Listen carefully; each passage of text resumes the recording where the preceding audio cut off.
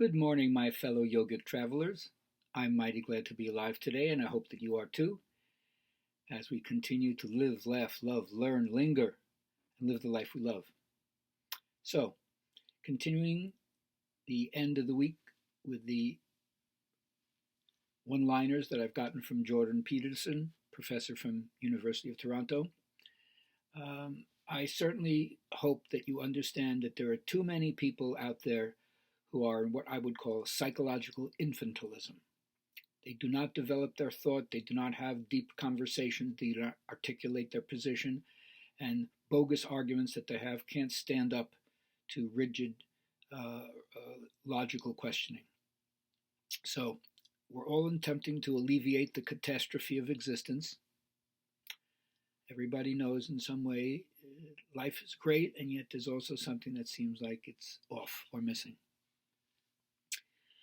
So I'm going to tell you something now that you'll never forget. People can handle cataclysms, catastrophes, and death, but betrayal and deceit cuts so deep, maybe you never get over it. So the first thing that really means is be a trustworthy person, build social capital by being a righteous human being, and do good to all.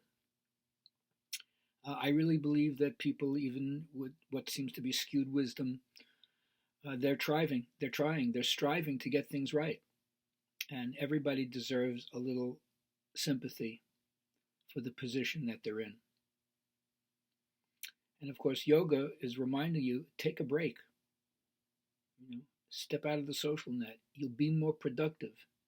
You'll be more in tune with yourself and make better decisions if you allow yourself some time for self-reflection or working on yourself psychologically. Otherwise, you're engaging in life in what we call a noggin scratcher. God, I figured that out.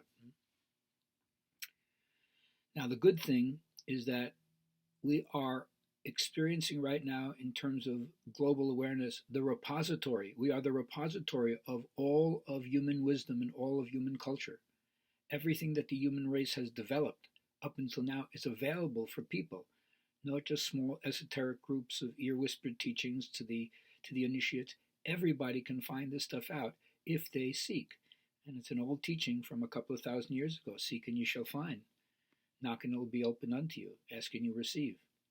So that means in some way you got to keep aiming upwards. If you're not aiming upwards, if you're not striving for this, chances are it ain't going to happen.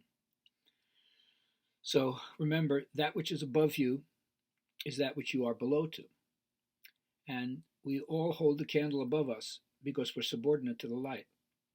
But as the feminists say, climb and lift. One hand stretches up to be taken by the hand that's above you and helping you lift yourself to a next higher level.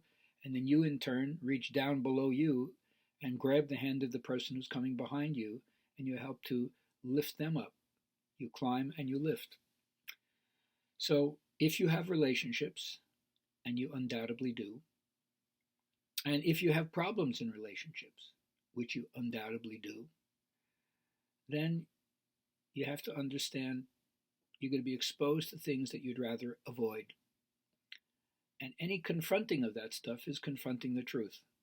And I know it's difficult, but we all have to do various kinds of sacrifices, which is what I call making the bargain for the future. You don't go out late at night so you can stay and study to get your college degree, because the college degree represents a step forward into the vision or dream of what you think the college degree will help you get.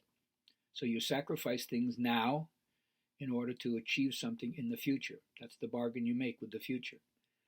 So I can't tell each of you what are the things you have to put aside because they don't serve you as well, or you don't need them as bad. You don't need to cling to those habits in order to make this bargain with your future.